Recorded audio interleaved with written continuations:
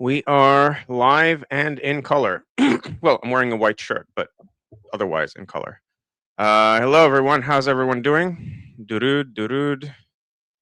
Um, okay, so I haven't had time to stream at all over the last week. Um, been a bit under the weather. I hope to get um, several streams done uh, from today onwards. There's might have guests on as well. Hey, Halda. Okay. So, um, right. So before I start, because there's a lot that I can talk about from the last week. Does anyone have anything they would like to say, ask, comment on, and so on? Um, I was on Ali's show last night, Mm-hmm. and I had to leave pretty early. Okay. But I kind of feel that the question is what's happening in the Middle East, and the fact that Iran has, or the IRGC has announced new leadership for its military and stuff.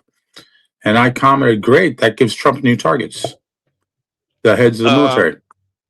right. You know, So, so I actually just wrote a post about this on Facebook. I'm gonna quickly translate because I wrote it in Hebrew because in Israel most people don't have access to the same um like the mainstream media is not doing its job. Um so quickly, I was actually going to do this first. First of all,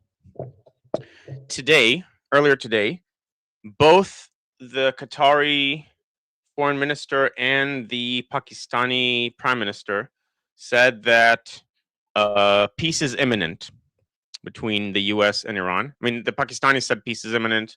The Qatari said we're close to a deal between the Iranians and Oman. Um, Now, all the available information that we have makes me doubtful, but that was also the case last time, and then they did sign a deal. Like when both of them say something, I tend to take it more seriously than I would have at the beginning of the war. Um, and so before we get into what's happening inside Iran, that's something to keep in mind. Don't be surprised if we get some sort of an announcement.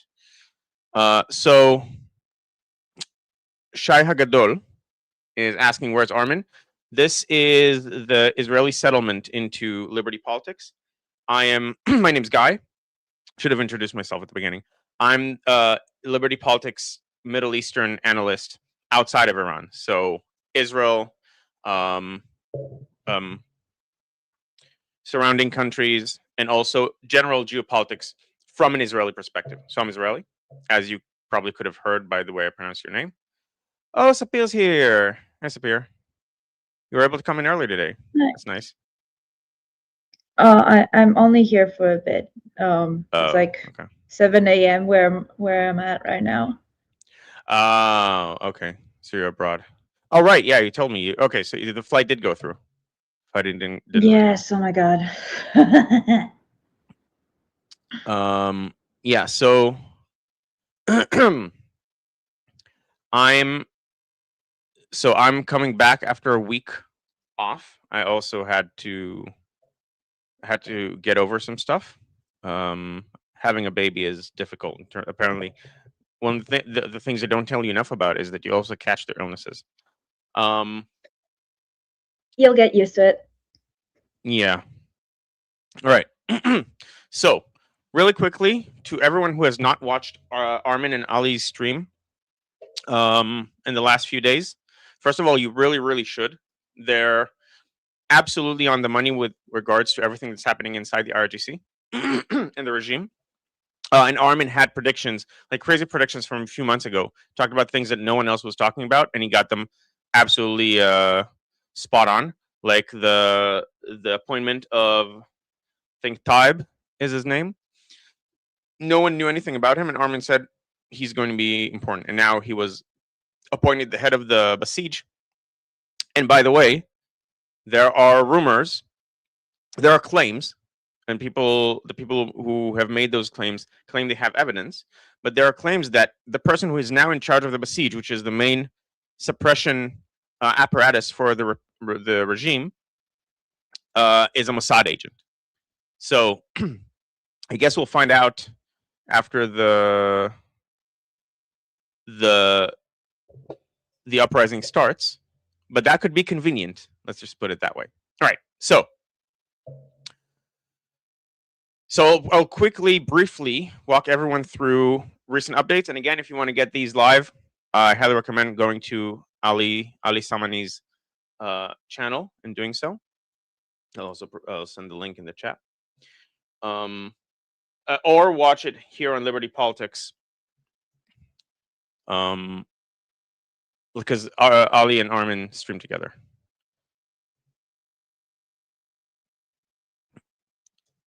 So this is the channel. Put it in the chat. All right. So here we go. While it is difficult for information to come out right now, the regime is preparing for a renewed uprising, which, according to its leaked internal estimates, will be bigger than the December uprising. And this time, the people will come prepared because they know what the regime is capable of trying to do. And this is something that has come out earlier, a few months ago. When Armin used to do Iran Revolution Live with Goldie Gamari, he mentioned that people from inside Iran are saying that next time we're coming out to kill. And so, at the very least, the people will come out armed with knives if they have no other no other weaponry. However, if you have been watching 2C recently, then you know that certain elements among the regime's opponents, among the people, meaning the anti-regime people, did manage to arm themselves. And this is not explicit, but something you can read between the lines.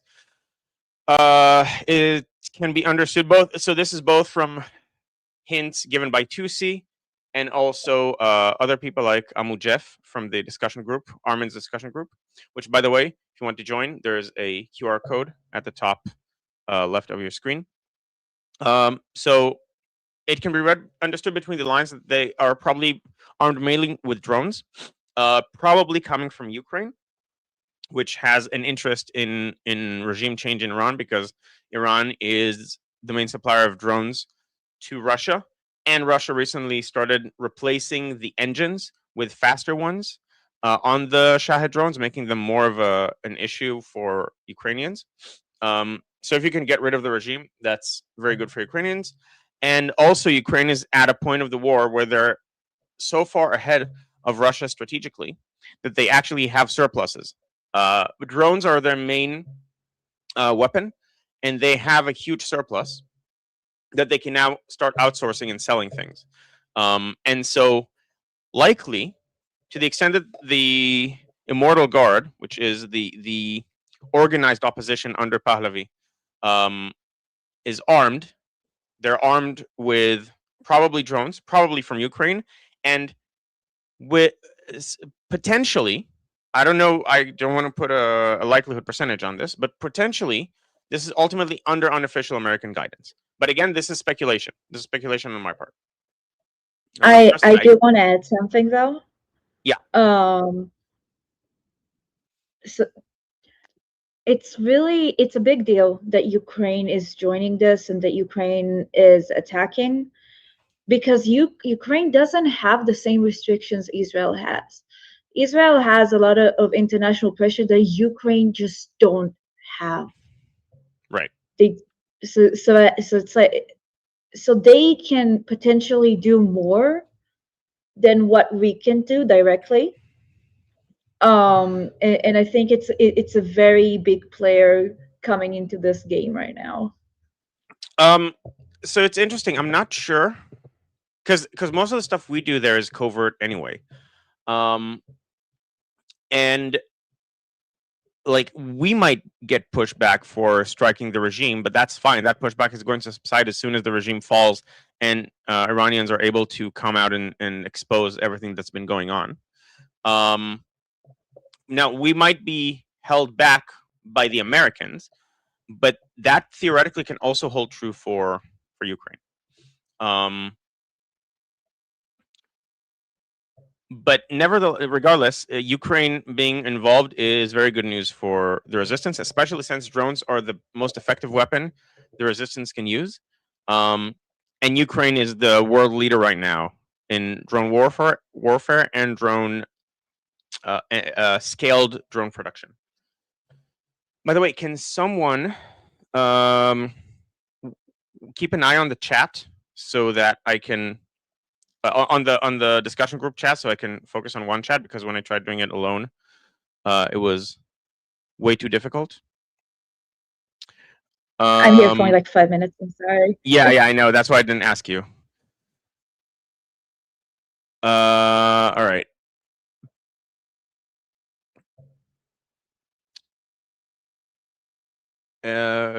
So can anyone? Okay. So when someone feels like they can do it, let me know. Meanwhile, I will. How does it? She can do it if you give them like 2 minutes. Okay, that's fine. All right. So, should I put it here so I can also watch the chat? That said, it's likely, based on, again, reading between the lines from what Tusi is saying, they have some arms, and they don't think it's enough arms. That's what I'm getting from the way Tusi has been describing things. Yeah. Like they keep trying to get arms, but they don't have like the levels that they would want to, and it's difficult to get them, to smuggle them in under the regime. Mm-hmm. Okay.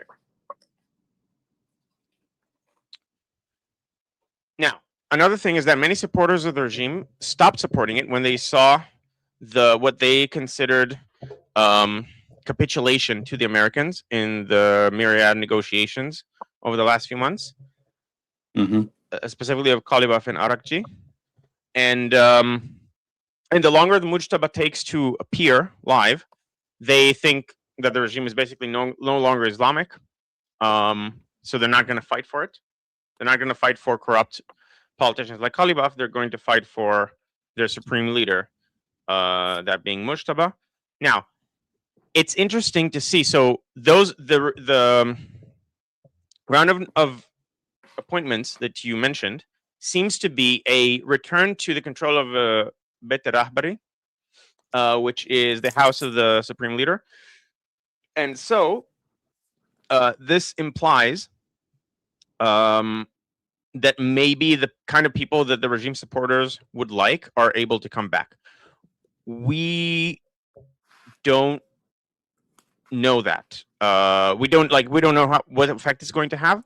Okay. At the very least, it seems from, again, Ali. He has his Aligrams thing where he goes on regime Telegram channels, seeing what they're talking about. The regime supporter Telegram channels, and a lot of them are very unhappy. Even if it's true that they'll be happier with the supreme leader's office, they still have been exposed to a lot of infighting among the regime to ever go back to the level of trust they had before. Because even if you trust the Islamic Republic, okay, which part of it? If they're not all in agreement, then how do you know who is representing God and so on? So they are facing a legitimacy crisis among their whatever remains of their supporter base. And so Armin is expecting, and has been expecting for a while, a double uprising, meaning that both the Iranian people and the majority of the Iranian people and the minority of regime supporters are going to take part in the uprising, because they're not going to support whatever this is. They're going to support God's chosen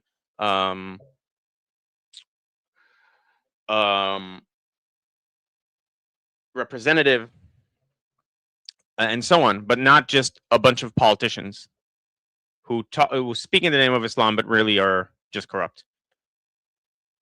And the problem there is that I will say, yeah. sorry, I'll say one thing before I go. It is important to mention that in the past day or two, uh, there have been a lot of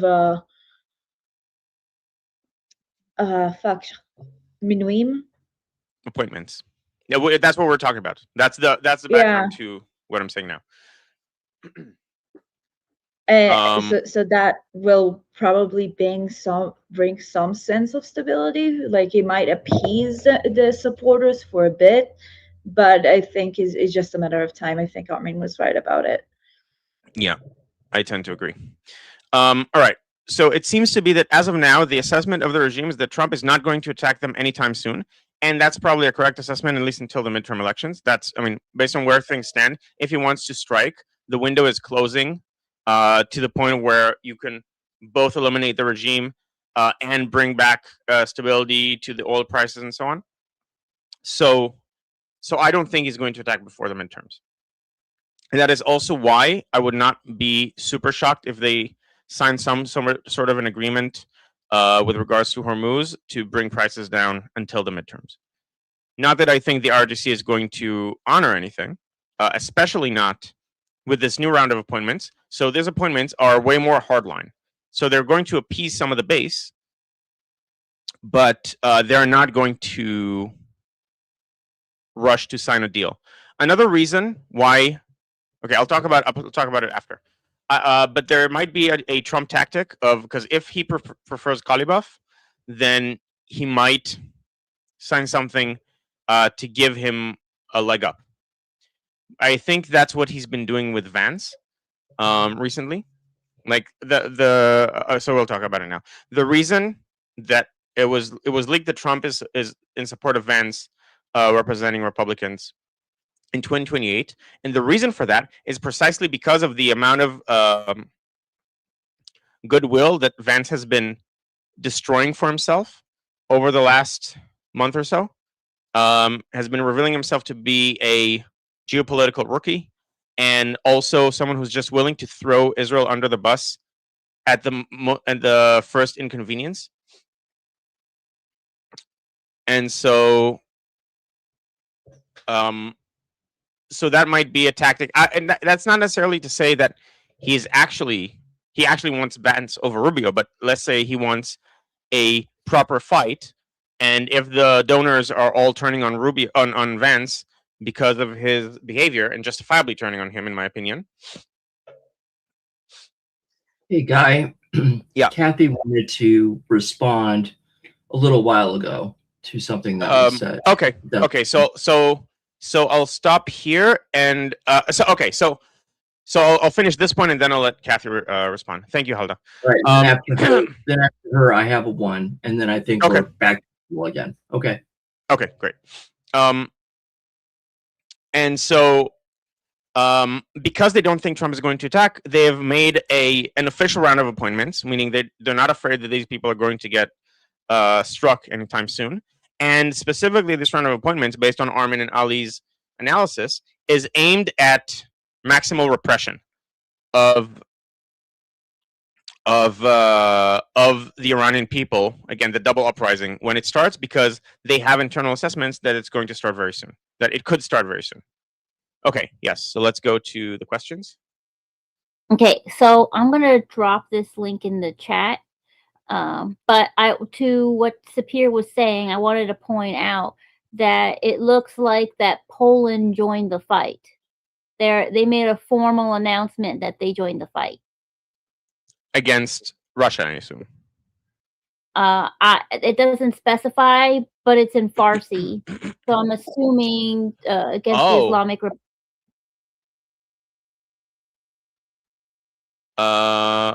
Okay. Just thought I'd bring that up. That sounds like great news. Okay, it's the representative of Poland in the European Parliament who said this. I'm.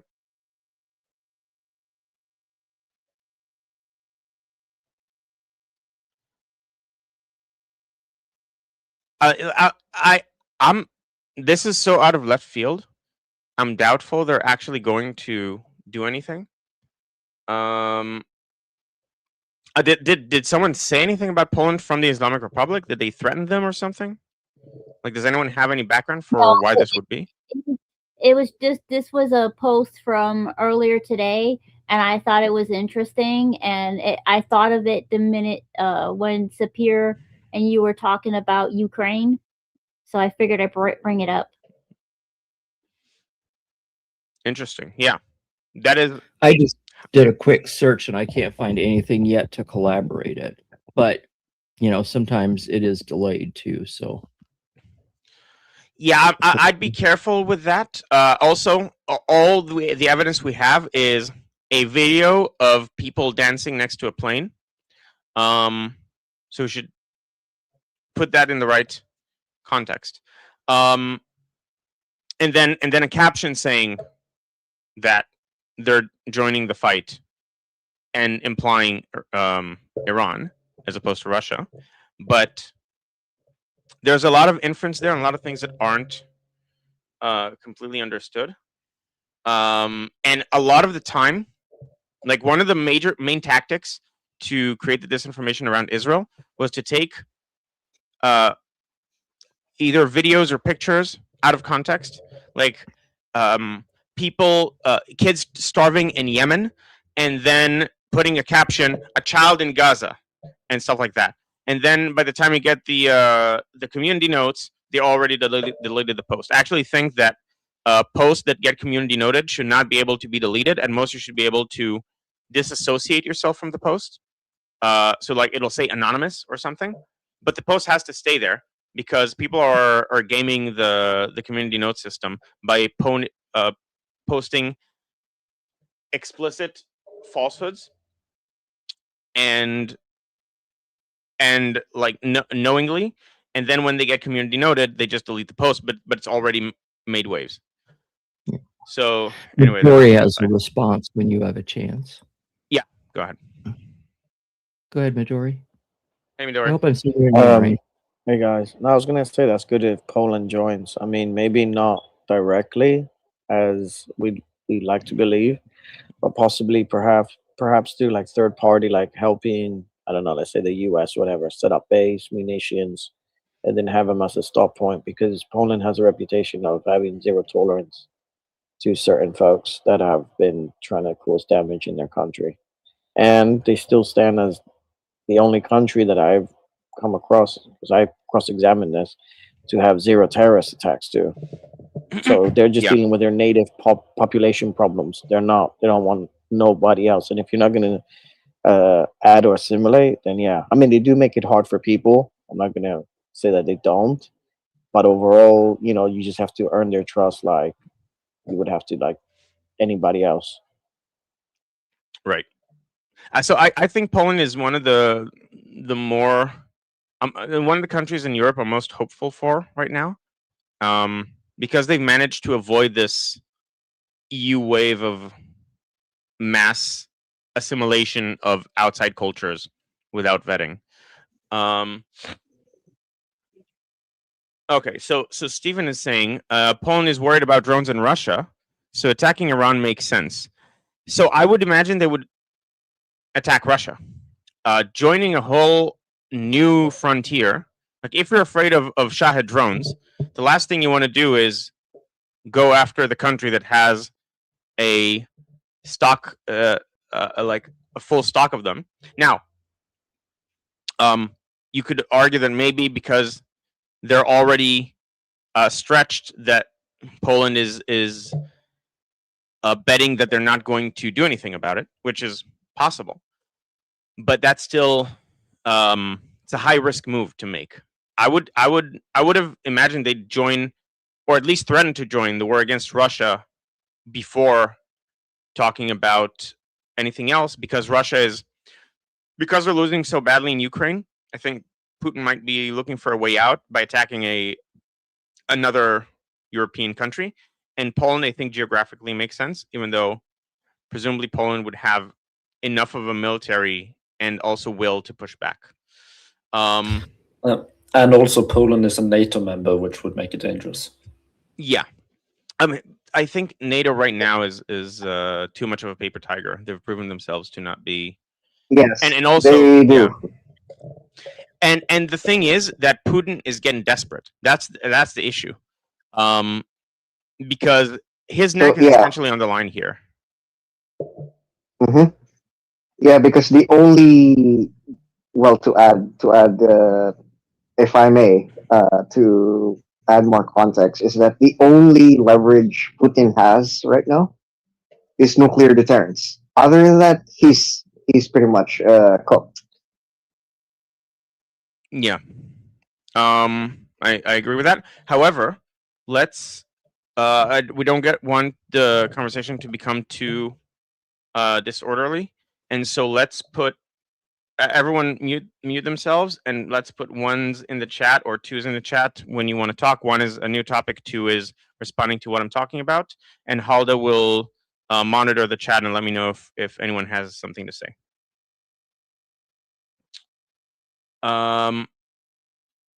Okay, so quickly, I'll quickly go through the Iran thing, and then we'll move on to other things.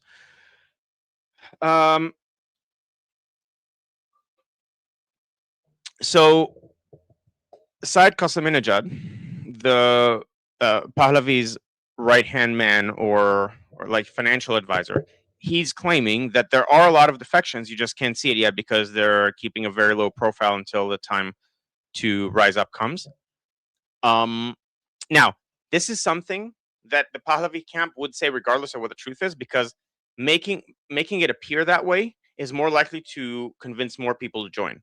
So it's a smart thing to do anyway. So we should take it with some grain of salt. But nevertheless, that's what they're saying. And the last point is that if you remember, the regime heavily relied on proxies to suppress the Iranian people last time, because people were just not willing to come to work and do it themselves. And so that, for one, that makes Qaseminejad's point more likely that there are a lot of defections.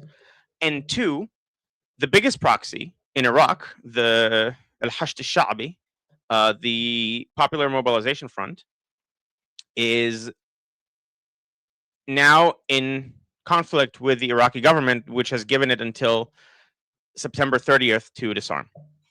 And as far as I can tell, so as part of this effort to fight to suppress the people, the regime has been calling in Fatimiyun and the proxies from like the Pakistan and Afghanistan, so to the east. I haven't seen reports of Al-Hashd al-Shabi also being called in. And so this is interesting.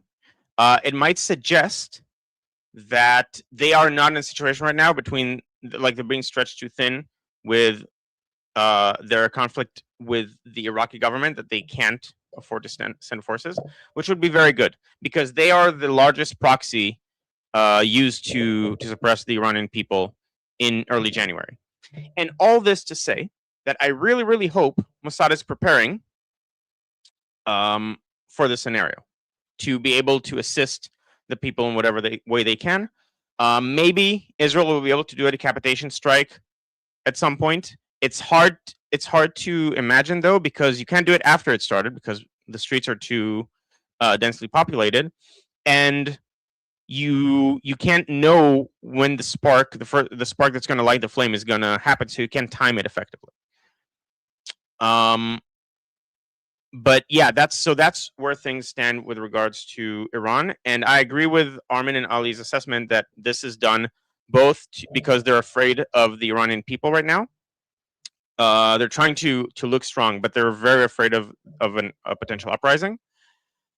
And also, they're not as afraid of Trump. They think Trump is deterred effectively from going on the adventure, at least until the midterms.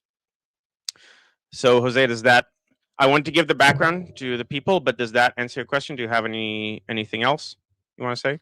No, not really. Not on that. I mean, yeah, it makes sense. We'll just see what happens, you know? Yeah. Okay. So, with that, regarding Mossad, and by the way, everyone, as it says at the bottom, I will read all super chats. So even though I'm not Armin, feel free to send super chats, and I will go through them.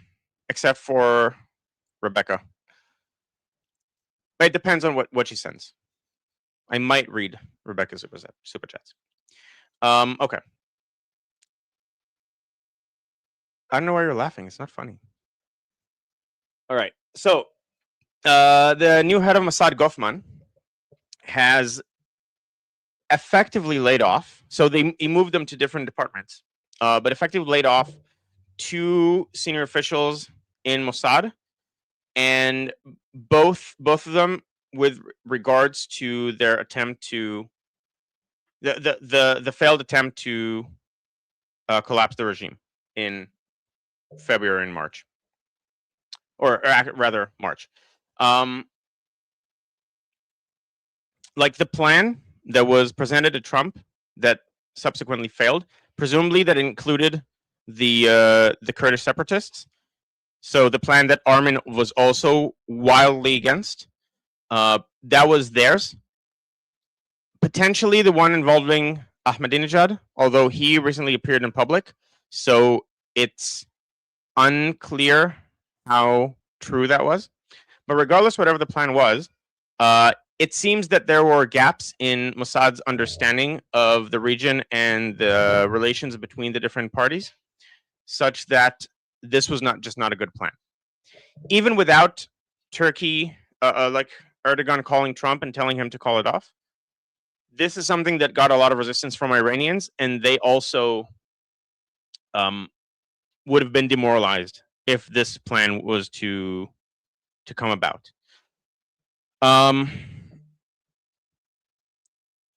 Okay, so hey, chat fellas, is guy not monetized on his channel on YouTube? I don't see super chat symbol. Yeah, I'm not yet monetized because I need to have at least 1,000 subscribers to get monetized, and right now I'm at, let's see,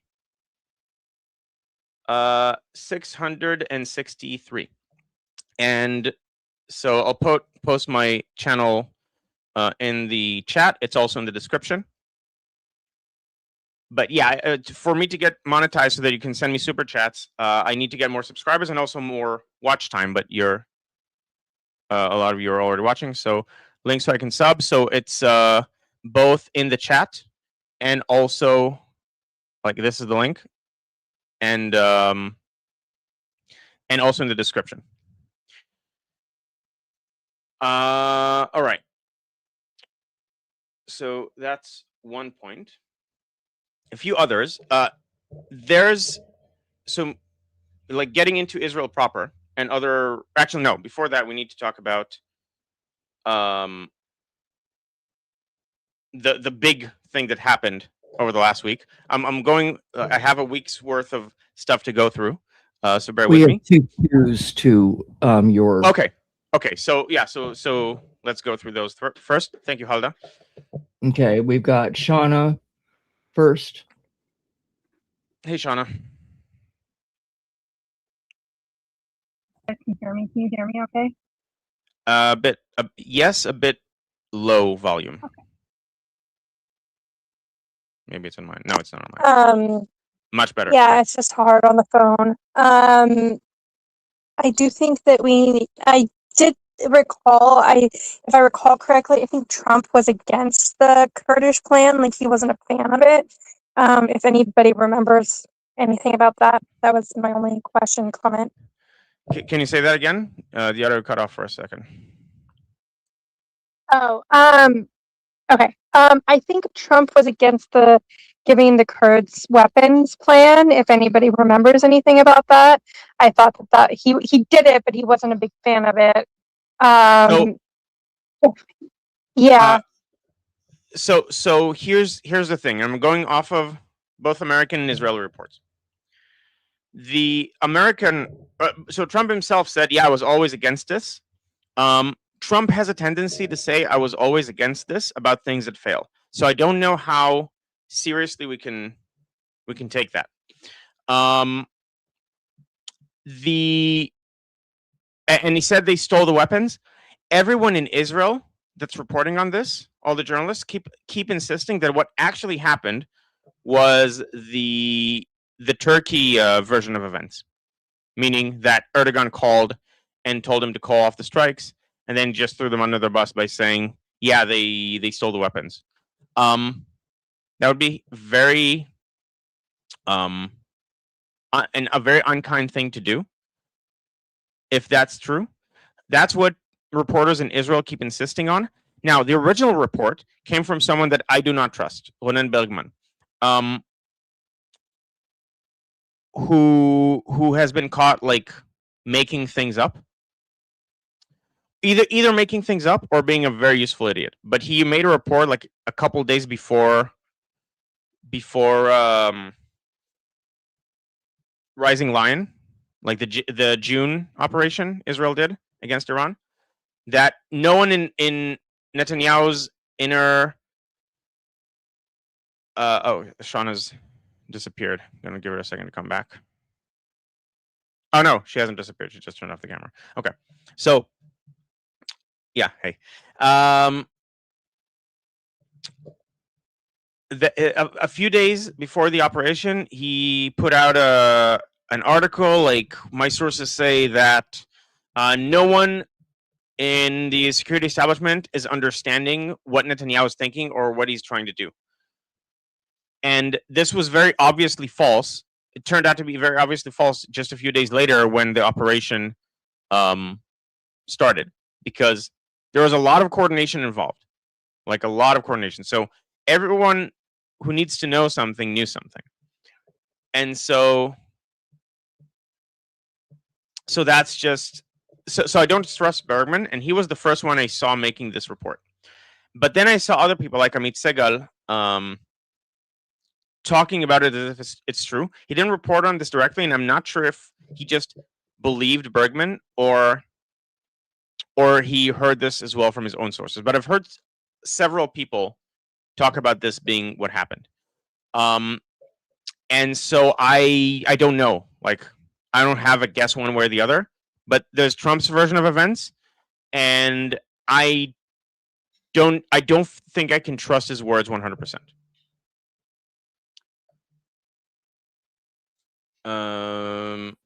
Okay, then John Yeah. John Paul would be next. Okay, great. John Paul? Yeah. So, okay. Mic check. All right. Okay. So, with regards to Israel, I mean, I could also add something interesting. So, recent reports from Israeli media has pretty much revealed the existence of a secret task force that is only dedicated to hunting down members of Hamas who are active participants on the October 7th massacre. Mhm. And it's a mixture of different elite organizations, ranging from members of the IDF all the way to the Israeli Shin Bet. Okay. So as of right now, I think there are already like more than 1,000 members have already been dispatched, and they're still continuing. Meanwhile, on the other areas, well, I know you guys have heard of this, but apparently the so-called Mecca agreement between Turkey, Saudi Arabia, and Pakistan are already in hot water because the Houthis just attacked Saudi Arabia. So basically, the question is, it's a matter of if, not when. If and when, I mean, sorry, is the alliance, well, so-called agreement between these three nations would be honored, because again, these are not non-binding. So that will be very interesting in the coming days or weeks. And on the Iranian side, I mean, again, we've all Wait, heard so that hold on. there is. Wait, John, 1 second. Sorry. Mhm. Do you Also, have a question or something for me to respond to? Because if we talk about several different topics one after the other, then yeah. I Oh, can't sorry. like respond Yeah, properly. yeah. Okay. So my question is it true? Well, I want this. I want to know it from you guys, since you guys have more information regarding this. Was there a coup that happened within the IRGC recently? Um, it's not a coup because there isn't an established hierarchy. So again, this if you the best people to talk to this about would be Ali and Armin. So you have Armin's discussion group is in 6 hours or 5 hours, 5.5 hours. That would be an excellent question for there. But All as right. far as I Yeah. can tell, having followed the topic extensively, it's not that it's a coup; it's that there's a power struggle after Khamenei was taken out. There wasn't a clear cut hierarchy beneath him, and there's now attempts by different factions to take over.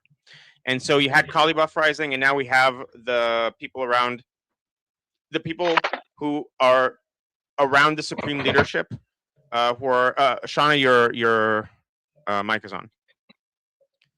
All Thank you. right. So No, not you. Shauna's mic was on. It's okay for you to have your mic on because we're talking right now.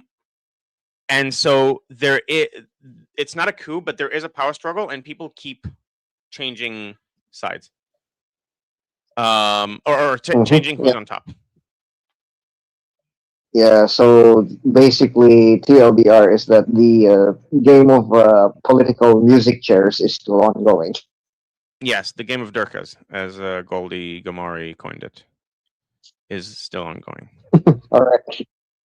Yep. We still have more stuff to cross out on the bingo sheet. Yes, it depends. Like it All right. might. So yeah. Yeah. Yeah. So No, I yield. I yield my time. So okay, thank you. So now turn off the mic. Thank you. Okay. Halda, is there anyone else? We still have 2 ones. Okay. So let's So go to the when ones. you're- Okay, so the first one was mine. I had just wanted to talk about, the Truth Social posts from Trump yesterday, just really quick. Mhm. He first posted, about how he wanted reparations for, all troops and all Iranians, killed, over the past 50 years. And then Mhm. he added, Yemen, etc. Basically everyone who's been killed by the Islamic regime over the last 50 years. And he reiterated that again today, it looks like. And I've watched, I think, 3 or 4 clips so far on the news, and every single clip has addressed this morning. And I just wanted to say that I think this is really important because it's shifting the focus. Yes. So we have a lot of Americans, that celebrate the death of our soldiers, leftists. I mean, literally celebrate, right? However, we do have a lot of leftists that are, silent, sitting on the fence. We have a lot of rightists that are pretty quiet. My personal opinion with this being brought out in the open like this, I mean, this is not only a challenge to the Islamic regime, but it's also a challenge to our own people, those of us that are Americans, to make a choice. Are we going to support, our troops? Are we going to support, freedom? Or are we going to continue to, fight and disprove of the war just because our oil prices are a little too high? And I just wanted to bring that up, that I think that that's a really important strategy, that's been brought up to the table. So I agree from a slightly different perspective. I think the Trump. First of all, let's see if I can find the post so I can read it.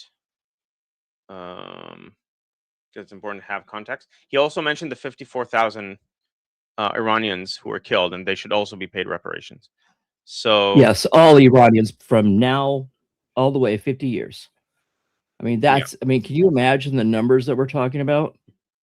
Yeah. I mean, I think that's a fantastic thing that he did. And it brought light to the Iranians. I mean, now Yes. every news broadcaster, are going to be obviously negligent if they don't at least broadcast something about the protests. Yes. shut up. So they're already negligent because they haven't really talked about it enough. But Trump is a master, and he did this in 2016. This is something I learned to notice by Scott Adams, who is was among other things. So he's the Dilbert cartoon maker. He had a podcast, Coffee with Scott Adams, and among other things, he is an expert in persuasion.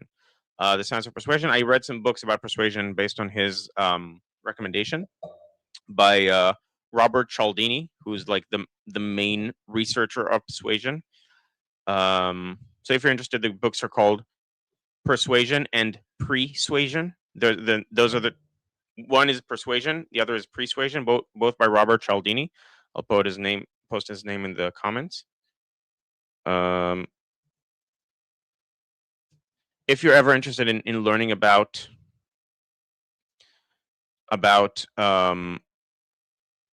persuasion and influence, I love framing the conversation, and he did this very effectively in 2016, and is doing this now with this point. So this is there are several tactics here. I'm not going to go through all of them, but I'll quickly read it. So I see that representatives of the Islamic Republic of Iran are asking for compensation for the damage done to them during the last 5-month military conflict. Started because they will not have a nuclear weapon, even though it was never mentioned in any of our negotiations or meetings. But it is an interesting idea because now I'm likewise demanding compensation from Iran for all the people they have killed and gravely wounded, very important to also include the gravely wounded, with the roadside bombs and many conflicts for which they are famous, as led initially by General Soleimani, including the families of those killed on the USS Cole and thousands of others killed in combat. Additionally, compensation should be paid to the families of the hundreds of thousands of innocent protesters that Iran has killed over the last 50 years, not to mention the 52,000 that have been killed in the last 5 months. I've instructed my representatives to put this firmly into any and all future negotiations. Thank you for your attention to this matter, President Donald J. Trump. Okay. So this is shifting the focus. There are several techniques here. I'll briefly talk about one, which is thinking past the sale. So the point of this is like Iran is not going to get reparations, but he's not just saying Iran's not going to get reparations. He's saying we should get reparations for all of this stuff. And then the way the conversation is then framed, if you're reading this, you're thinking you don't. The main claim here is that we should get reparations for X. And when someone phrases something this way, it makes you just take X for granted. So you're not even going to argue in your own mind about whether it's true that, and by the way, it is all true. But persuasion-wise, you have to make people believe that it's true. So I'm not saying this is not true. It's just that by framing it this way, Trump is making you not even question it, because if he just made the statement that Iran has done this, Iran has done that, and so on, then people would more readily delve into it. Well, did they kill the people on USS Cole? Are they responsible, and so on? Instead, by saying we're going to get reparations for this, then you're already accepting the underlying facts and the question is then, well, should we get reparations for this? And not to mention, you're way past Iran should get reparations from us. So that's a little framing technique that he uses a lot. And yes, I think it's very important that he wrote this because it's an important statement. And then if the news, another aspect is that manipulating media. If he makes a bombastic statement, everyone's going to report on that statement. If that statement also includes information that's important for people to hear, for example, Iran has killed 50,000 of its own people in the last 5 months, over 50,000, then it forces the media, it forces it into the news cycle and into what's being talked about. Okay. So, any other questions about that, Halda, or anything you want to say, or like, and if not, then who's next? No, I don't think I see any twos here. I'm just very excited about it because I think it really changes the dynamics and it does put some pressure on, Americans, everybody else. So I'm really happy. But Noah has a 1 and I can't find his topic because I can't figure out how you space inside of these chat boxes. So I lost it somewhere. But Noah, you're up. Yeah, the chat box. It's okay. I can just say it on here. Hey, Noah, by the way. Hey, Guy. So my question is, I know with the U.S. elections coming up, we had a discussion on Armin's group yesterday about like how Iranians are concerned about DSA candidates. For those who are not familiar with it, it's a faction of the Democratic Party who are socialists, and one of the aims that they want to do is defund military aid to Israel. I know you guys have elections coming up in October, but I didn't know like if there's been any talk about it in Israel and if Israelis are concerned about this. Israelis are concerned in general about the shift in public opinion, and in my opinion, this is one of Netanyahu's greatest failures in handling the war, because he allowed people with no decision-making power to take advantage of the fact they have no decision-making power to make outrageous statements in Hebrew for the furthest right-wing parts of their base. And these then got translated, and just people don't care, and it was driving me crazy because I could see public opinion shifting in real time. So in general, this is whatever the next government is. This is by far its biggest challenge to deal with. Especially, depending on what happens with the war in Iran, but let's say it's by far the biggest non-military challenge to deal with. Let's put it that way. And so the DSA is part of it. I don't think what's happening right now is directly related to Israel in how it came about. I think Israel happens to be the thing that they talk about, but I don't think the result would have been fundamentally different. I think the rise of both isolationism on the right and deep socialism / communism / Marxism on the left are both a result of just foreign meddling in public opinion in the United States. So I'll get back to the underlying point of your question, like whether we're worried specifically about cutting aid in a bit. But first, something to keep in mind about democracies. Democracies have an inherent advantage over other systems in the fact that they have what's called creative destruction, so that the system doesn't stagnate. If something doesn't go right, there's an internal correction mechanism as long as it's a healthy democracy. The downside of a democracy is that it's fundamentally anchored on an uninformed populace that makes the decisions for who gets to hold power. And as a result, that's the Achilles heel of democracies. If you can mass uninform the public, then you can destabilize the democracy, or by creating polarization. So things like polarization are not as important if you have centralized power, because the people in power are way more informed because that's their job, and there's not enough. It doesn't matter what the population thinks, so infighting doesn't really matter. Like, I think this, I think that, okay, but it's not. Neither one of us has any decision-making power, so it doesn't really matter what you think. So I'm not going to fight you over it.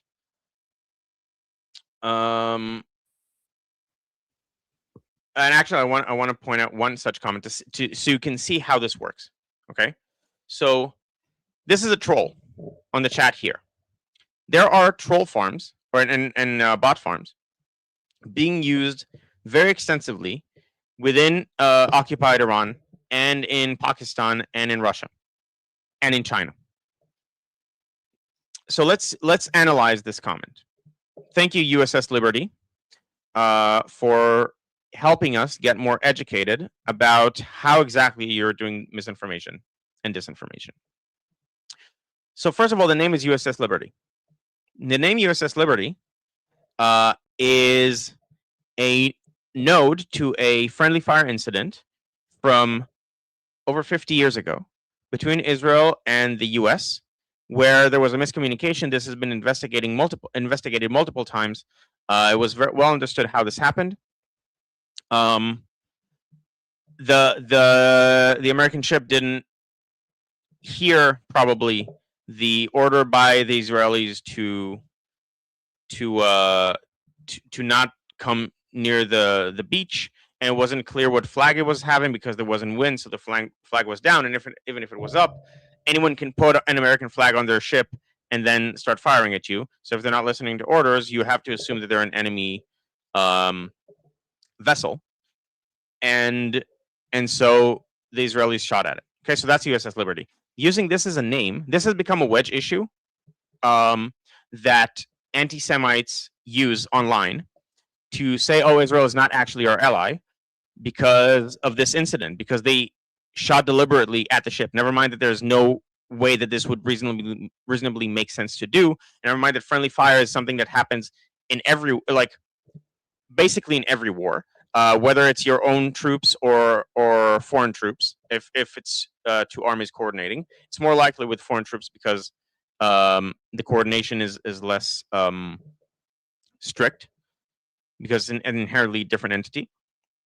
But this is the point of the name. Okay, USS Liberty. Islam says Sharia law cancels the Noahide laws. Muslims will declare jihad on the Sanhedrin if they try to Noahide decapitate any Christian dhimmi. Islam versus the synagogue of Satan. So what this is trying to do is take on the assumption that the Noahide laws, which is what Jews think that non-Jews should adhere to, which is a very minimal set of laws, are a threat to Christians.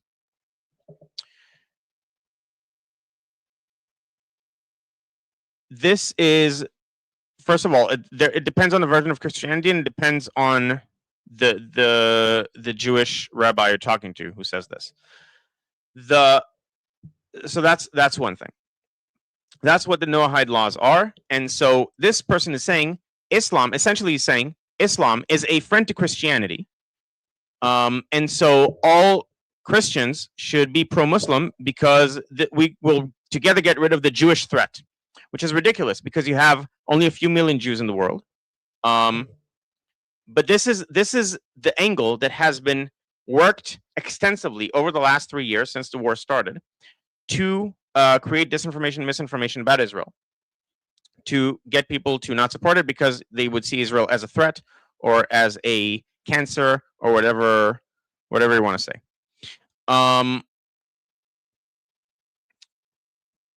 Why do you think someone named USS Liberty is in good faith? I'm not. So the point is exactly to show how this works. This is not a good faith comment. This is a well-engineered comment to create a narrative to turn Christians against Israel. That's what I'm trying to say. So Noah, back to your question. I didn't forget the question. I thought this was an important roundabout to go through to get there. With regards to arms specifically, it's not that important. As most of you know, but many people online don't know, the aid that U.S. gives Israel is very, very tiny compared to, it's like 3% of Israel's yearly GDP. So it would suck to lose it, but we will manage. Already, Netanyahu is working with Trump on something that is going to be announced before the Israeli elections, which is an off-ramp for aid.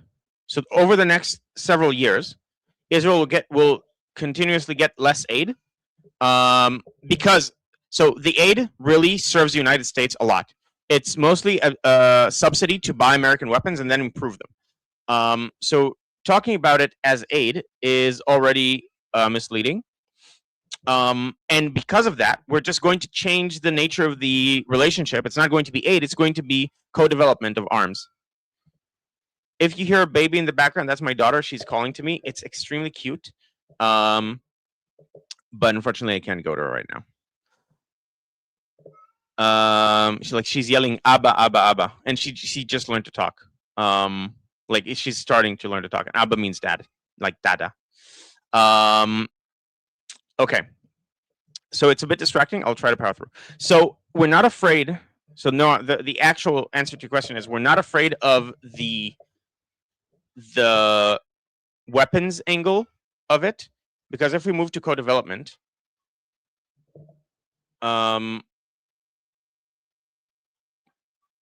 if we do co-development, then that's a fundamentally different thing. Amir is saying make a pause, go see her. It's fine. She's with her mother and she's with her grandmother. I'll go hug her after the stream. Thank you for considering it though.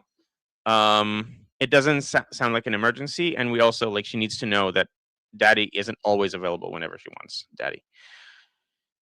Yeah, so Rover Bet is saying the US saves money by outsourcing to Israel. If the US set up base in Israel, it would cost a lot more. Yes. Israel saves America at least 5 times what America invests in Israel, because of the actions that otherwise America would have to do that Israel does.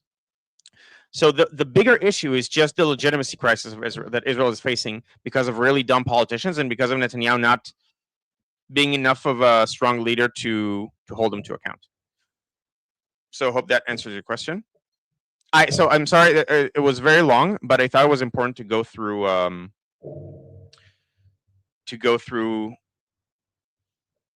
the basis of democracies, creative destruction, and how the misinformation works. No, that's good. Thank you. Great. Okay. All right. Halda, do we have anything else? Halda had to step away, but I was the only one at the table. So I'll just go really quick. I did want to point out that one of the problems that I see just externally, obviously I'm not on the ground, but just talking to Israelis, is that Israelis don't, because they're not Americans, and so it's not their fault, they don't have a good understanding of there's the DSA, and then there's the hard right that are kind of getting pushed into the Democrats, like Fuentes and Tucker, that are getting pushed into the third wing or the Democrats. There's an element to divide the trying to divide the right, but it's not working very well, and that is partially because the right wing in America, the Republican Party, their strongest and most consistent base is the evangelicals. And the evangelicals are not gonna turn on Israel because they literally, it's religious for them. That's where they're at with it. So I kind of want to point that out. But what I see, because Israelis are Jews and because Israelis are not Americans unless they're dual citizens or something like that, there's a tendency to lump all Democrats together and all Christians together, and there's a lot of quietness that kind of Halda was talking about that you probably just don't see on Twitter. I think only 12% of Americans are on Twitter, for starters. And then there's a lot of normies like my mom who are Democrats their whole life. I can't see her voting for Republican, but if she had, she's 80 years old, but if she had any ability to kind of step away and understand all the dynamics on the ground, I'm sure she would be horrified. So the more blatant and blunt and honest the DSA is about their anti-Semitism and about their socialism, the better it is for the majority, because there's a lot of people who can't really stomach the thought of voting for a Republican, but they might just stay home. And so that still works. in our favor. So I kind of just want to point that out. I'm not saying that as Americans, we obviously have our own weak points when we look at other countries. There's a lot of things we don't understand about internal dynamics. So, but yeah, the Christians in America the evangelicals will not really allow, from what I've seen, they've already started to turn on Tucker. His stock is kind of plummeting. Only So, now? and they're, well, no. I mean, I've seen this for the last like 4 months, and as more and more people, because people have been on vacation, right? So as more and more normie kind of Americans are paying attention, his stock is going to plummet more and more. Is what I suspect. People, there's a lot of people in America who are just families, and they only start to pay attention maybe 6 weeks before midterms. There's a lot of people like that. Okay, thank you. So, sorry, before I continue, so Russ sent a super chat, and apparently he thinks he was misunderstood, or more support from the misunderstood guy. I can see your comments. You're not banned in any way. Like your comments are appearing. But if you have something to say, maybe I missed another comment. So thank you for the super chat. But we can see your comments. So feel free if you want to say something. I may have missed it, but write it in the channel. Get through it later. Okay, sorry, Shauna. Go ahead.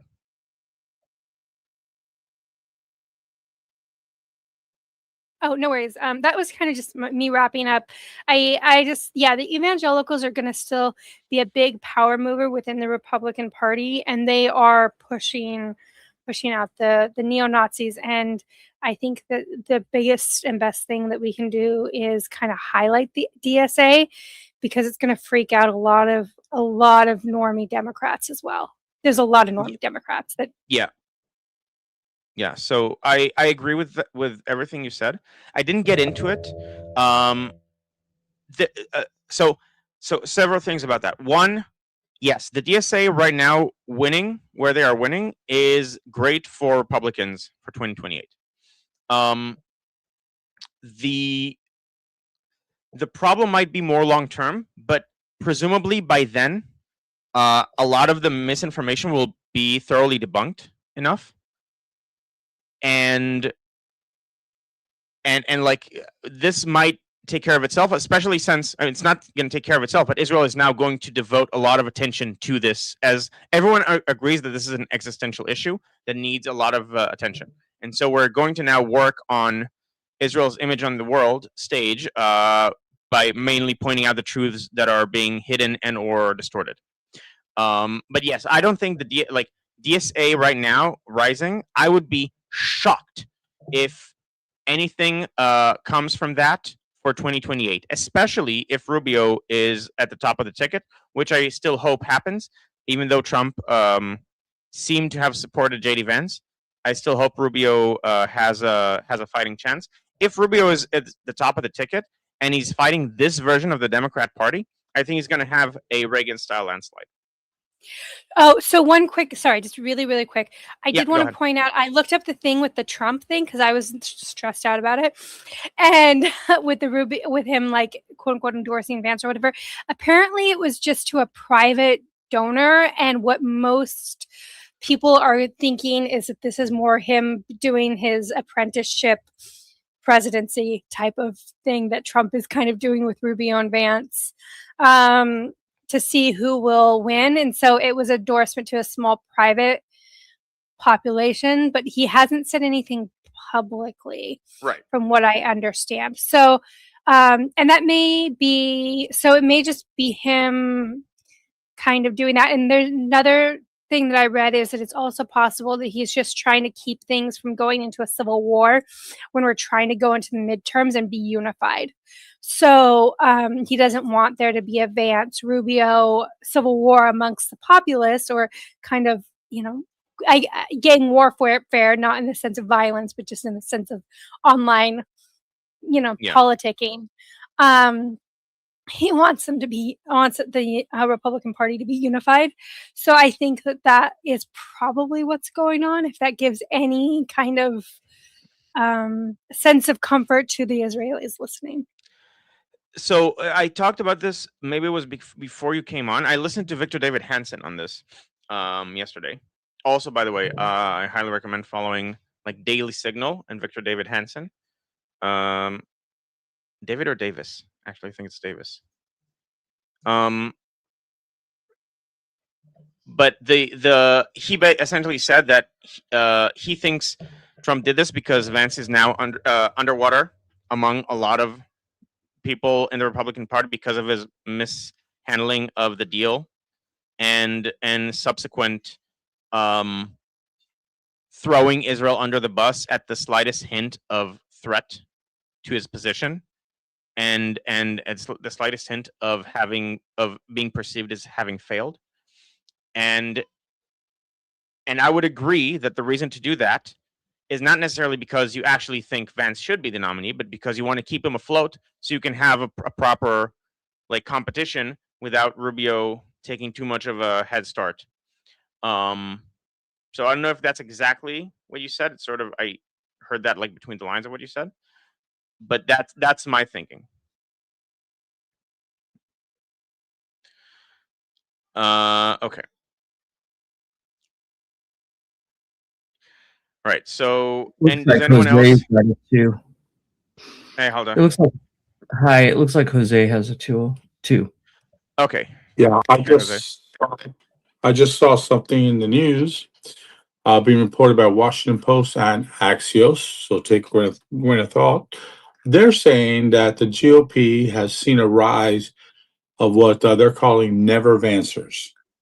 Mhm. Okay, the fact that it's Axios and the Washington Post tells me this is a shot at the dartboard type thing. But the fact that that term is now be out there, never Vancers, is kind of interesting with the whole chat conversation that Shauna just had with you. It's just a shocking thing to me. I'd never heard the actual source of the actual story that I'm watching on MSN, but it came up in my feed, and I'm looking at it, I'm going, what the fuck is going on now? Yeah, and I agree with Shauna. He did not. He did say it to just one backer, not the entire California pack that he was visiting at the time. Mhm. So it's one of those things where we'll see. And it probably was, like you said, to not break up the team and let them both run. May the best man win type situation.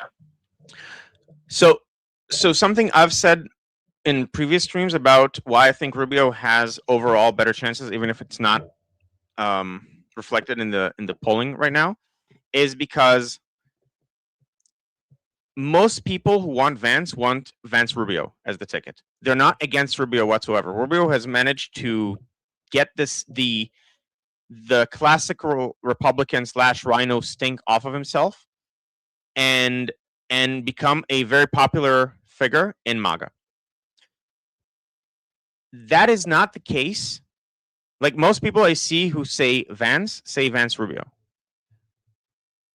I have not seen. I've seen a lot of people say Rubio DeSantis, or Rubio Cruz, or Rubio, someone else. Like a lot of people really don't want Vance to be the nominee. But even the people who want Vance to be the nominee will be like, all right, Rubio, that's also cool. Because on domestic issues, Rubio has moved a lot to a more sensible version of what Vance is trying to do, would be my way of describing it. So like he is pro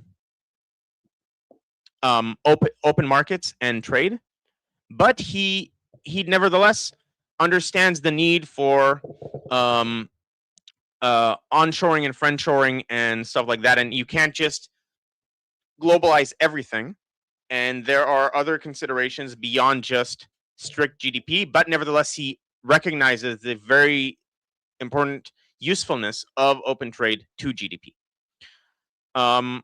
So I completely agree with that. Okay, anyone else before I move on to the to Gaza and the No, we have two twos. okay, yeah. So let's go ahead. Shauna. Yeah, I just want to say that I think Rubio has done a very good job of kind of following through with Trump's kind of America first strength kind of idea. What the GOP seems to be doing from on the ground logistics that I'm looking at, like what they're literally physically doing with law and stuff, is straddling the national security and the kind of pro free trade elements within the right in a way that works for the blue collar voter. So Right. that seems to be what's working. So it is still very much, it has that element of the GOP that I grew up with, but it's enough, but it also can pull in the kind of the traditional blue dog voter, the kind of labor kind of person. And so yeah, it creates a really strong coalition. So but Vance is a little bit too, in my opinion, I've said this multiple times, he's too focused on the heartland and he doesn't understand that there's blue collar workers on the coast. And he's too isolationist. Because, Yeah. like my hometown, we have a lot of blue collar voters, but they work for Boeing and they work for, like, they build military weapons and stuff like that. That's where our blue collar workers are. So it's in shipping and stuff. So they're very patriotic, but they're not. But if you talk too much about being anti-trade, if you get too isolationist, it doesn't like work for them. Yeah. So I think Vance is a representation of a lot of the people that were added to the tent, but he's not a good representation of the tent, if that makes sense. Like Rubio. So you have, let's say, Ted Cruz as a representation of one end of the tent, and then you have Vance as a representation of the other end of the tent, and Rubio is, to me, the person who can hold the tent together, and he's uniquely positioned to be that person post Trump. I think he is actually the heir apparent as far as being able to hold the coalition together. I don't know what Charlie Kirk would have thought about this at this point. I suspect he would have either shifted to, because he was very friendly with JD Vance. Either Vance would have presented different positions, or Charlie Kirk would have moved to a more, at least, neutral position with regards to who the successor should be. But as far as holding the coalition together, I think like there's a momentum that started in 2016 of moving towards the blue collar workers and being less of the classical Republican that's represented by Ben Shapiro, for example. And going to Vance would be a continuation of that momentum too far. Like the coalition that Trump got together that got him elected in 2024 is that this kind of landslide is hard to come by, because he managed to straddle the line just right to hold everyone together, and a lot of that was Charlie Kirk.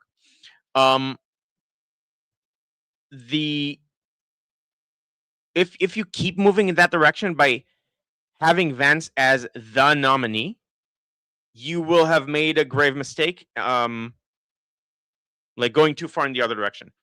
It's the kind of thing that could create, if the Democrats keep going the way they're going, it could create a major gap in the middle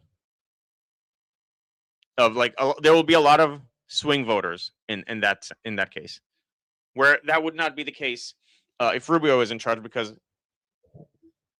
fundamentally he'd get a lot of the independents, like, just very easily. If the Democrats keep making the mistakes that they're making, then Rubio is going to get a lot of very reasonable people to switch sides. So Bill Maher said he would vote for JD Vance over a good chunk of the Democrats that are running right now.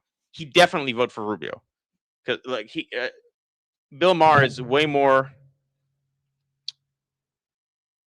It would be way easier for him to vote for Rubio. Was Stephen A. Smith? He's a heterodox thinker. He's black, but he has, like, his own opinions. He said that he would basically vote for Marco Rubio over any other candidate that isn't I think it was Cornel West. I could be wrong though.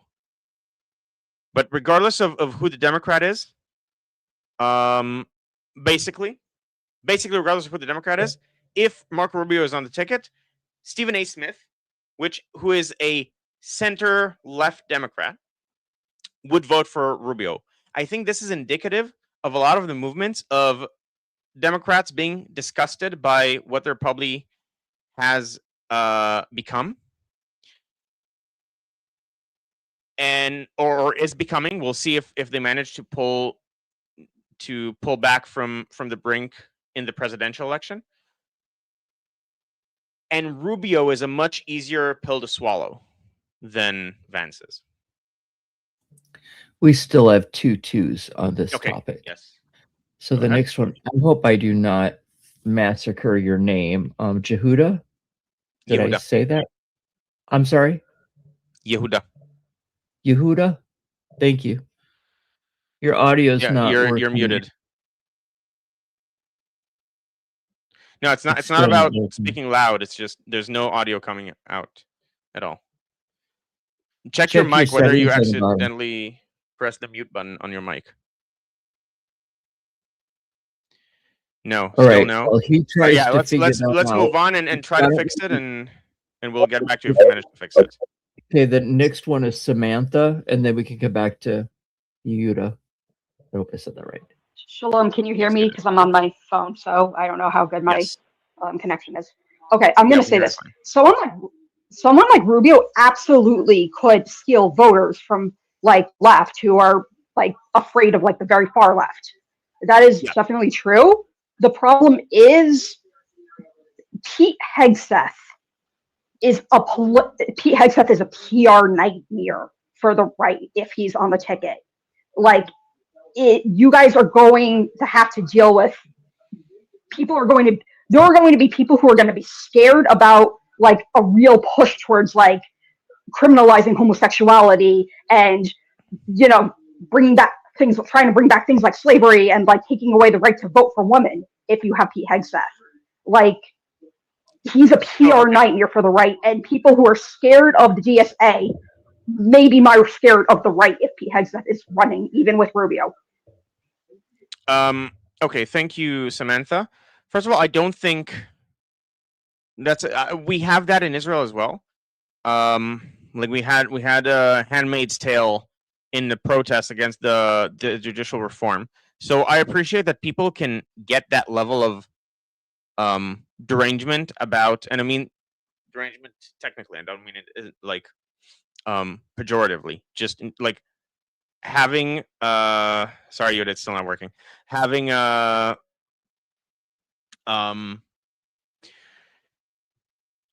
belief that is very strong about something that is just fundamentally divorced from reality. I'm not saying Hegseth should be the vice president. I've heard that floated, but I'm not saying that's. I don't even mind Vance doing another run as vice president. I just don't want him to be president. And maybe putting him again as vice president would be strong, like a good move to hold that side of the base with the Republicans. I don't know. But I'm not saying anything about who the vice president should be. The vice president should be someone who is complementary to the president and plugs a gap that the president has in the voter base. So in 2016, Trump was seen as too much of a liberal, like sexually and stuff, and so they got evangelical Mike Pence to balance him out on the ticket. And so like usually like Hegseth is probably not going to be a good vice president because it's more of the same. No one's going to not vote for Rubio because Hegseth is not on the ticket. There are people who would vote for Rubio if he has someone who is different from him on the ticket as a compliment. Can I just say real quick? Yeah, I agree. No one would not vote for Rubio because if he doesn't have Hegseth on the ticket, but like people would not vote for Rubio if he did put Hegseth on the ticket is the issue. So like I don't know if he would think that, but I want to like get this out there before this even like becomes a thing that like this is a very real issue of concern, because that would really screw over the Republican Party, and Right. even if they had a DSA member. I So don't think that I don't think so, that the yeah, Republican Party would allow that personally. yeah, I agree.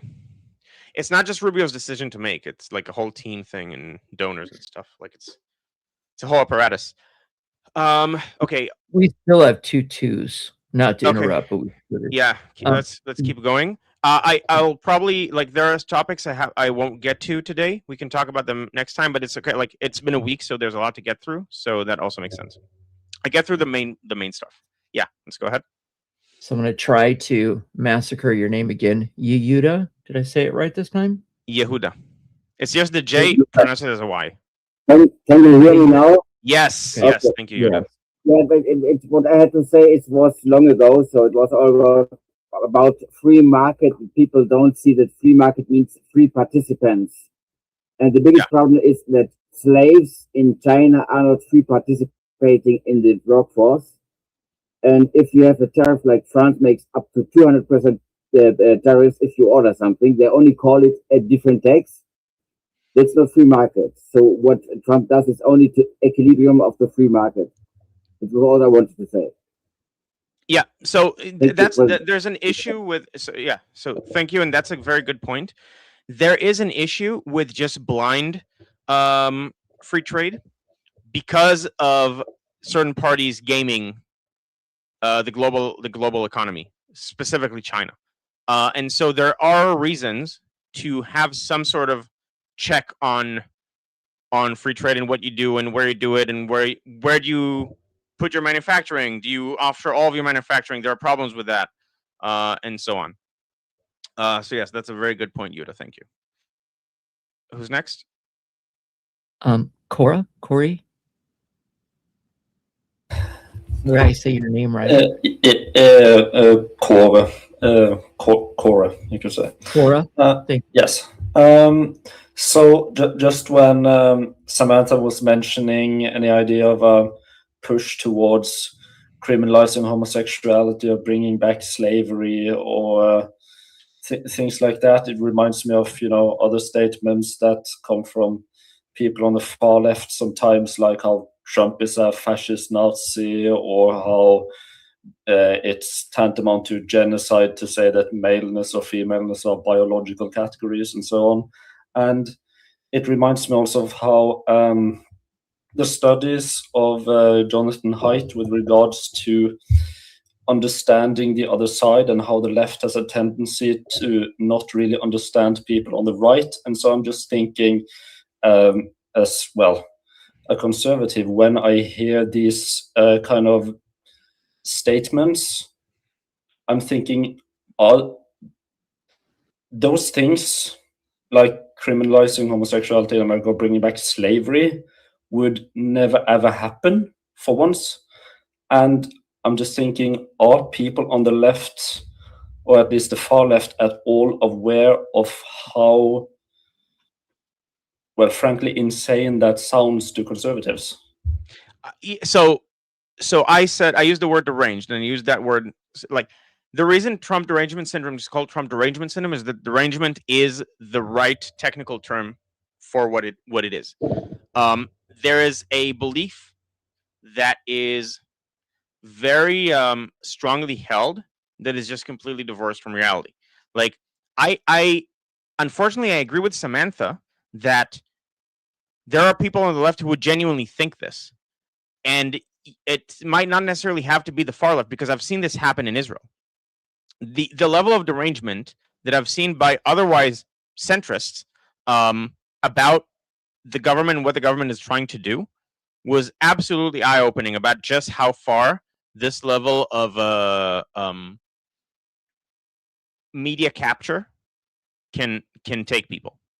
So I don't know if Samantha actually thinks herself that this is going to happen. If she is, I completely disagree. I think that's part of the derangement. But in saying that a lot of people on the left would believe this, I can see that. I can see that because I've seen this happen here. I've seen this happen to Kohelet, which is a very reasonable policy forum that took part in putting together the judicial reform in Israel, and they have been demonized endlessly with positions that are absolutely have nothing to do with what they think, using like snippets and stuff like that. And just I've seen my own family members go completely off the deep end, where my own wife worked there at the time. And like I was trying to tell them, listen, that has nothing to do with what these people do. And they were just so sure they're right, because everything around them kept saying that this is the case. That if they can do it to Kohelet, where a few years ago they were completely legitimate and everyone would talk to them, and they were considered a right-wing policy forum, but otherwise, like with libertarian leanings, not even full-blown libertarian, just libertarian leanings. It's the level of derangement people can get to, otherwise normative people, otherwise intelligent people, otherwise people who you can have a good faith conversation with about other topics. Like, I've seen this happen. It was very eye-opening. So I'll just say that. Okay. Oh, and by the way, you mentioned you mentioned Haidt. So I highly recommend Jonathan Haidt's book, The Righteous Mind, that talks about what Kare.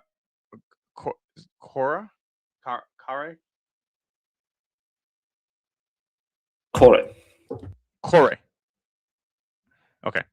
So what Kare was saying, I would say sorry? I don't expect perfection. I would say core in my own language, but core is okay. I like pronouncing things correctly, but we can. Norway would pronounce it differently. Oh, okay. All right. So he brought up Jonathan Haidt's book. He didn't say it by name, but The Righteous Mind talks about how liberals, because of moral foundations theory, I mentioned this before on stream, you have 5 moral foundations for right-leaning people and only 2 for left-leaning people, which is not to say that right-leaning people are more moral. It's just that they take more factors into consideration when making moral decisions. And since if you have a 5-dimensional decision weighing, whereas the other side has 2, if your balance is different, they just see that, let's say they care about care and harm and about equality, or justice and injustice, and whereas right-leaning people also care about loyalty and purity, and I keep forgetting the 5th one, but there's a 5th one, along with care, harm, and justice and injustice as a moral barometer. And so so right-leaning people balance things differently, whereas left-leaning people just see that as they don't sufficiently care about harm, so they're evil. And so when they try to make decisions, when you ask left-leaning people to make decisions as if to predict what a right-leaning person would say, and vice versa, ask a right-leaning person to predict what a left-leaning person would say, the right-leaning people came way closer to actually predicting what the left-leaning people would say than vice versa. So the left-wing people just kept assuming that the people on the right were evil, and so made the predictions based on that. Okay, good. Anyone else in the chat?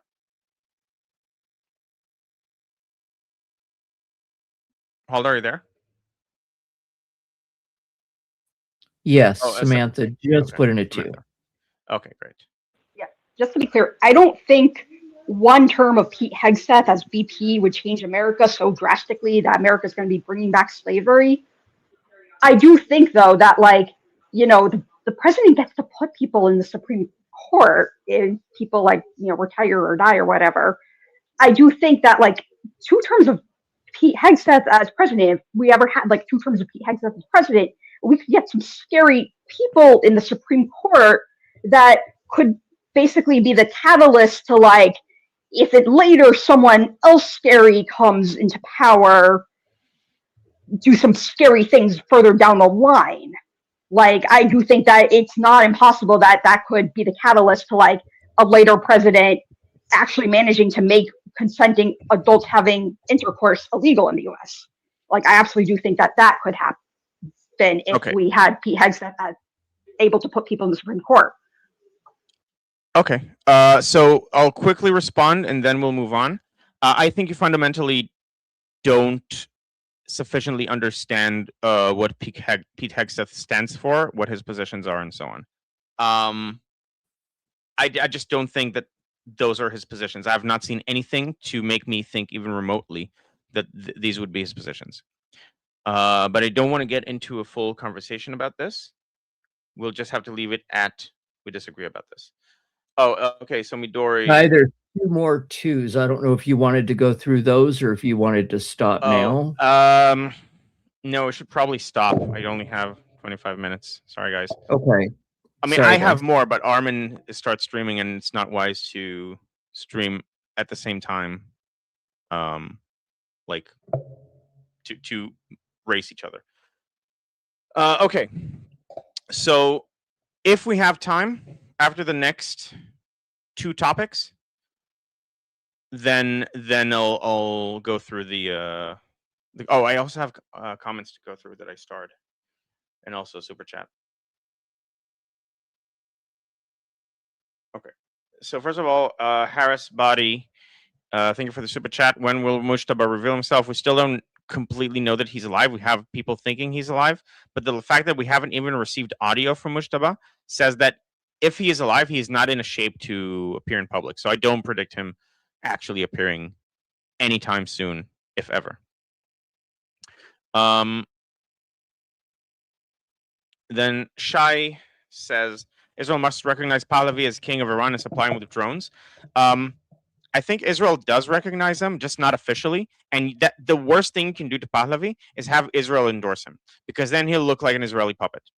And the Iranian people chose him anyway. So what Israel should focus on is taking down the regime. Now, they can supply Pahlavi with munitions in the background, and presumably they are. Like a lot of the drones that the people in Iran have, at least originally, like before there were some drones in the sky, those were Mossad agents in Iran who are Iranian, who got the drones over the years.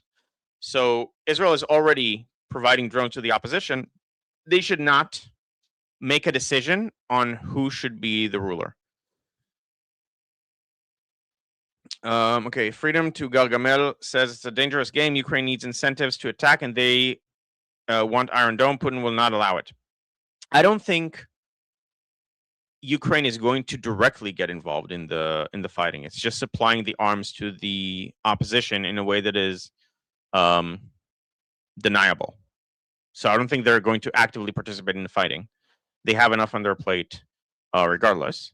Like, neither side needs that, but they will benefit greatly from the regime falling, and supplying the opposition with drones is a great way to do that. Okay, Shai also said that Trump is desperate for a deal. He will sign anything. I completely disagree. He has had ample opportunities to sign something already, and he has not taken them. I don't think he'd sign anything. I've seen from some other comments, you just don't have a high position of Trump, which goes back to what I said earlier about like this also happens with Netanyahu and with other people.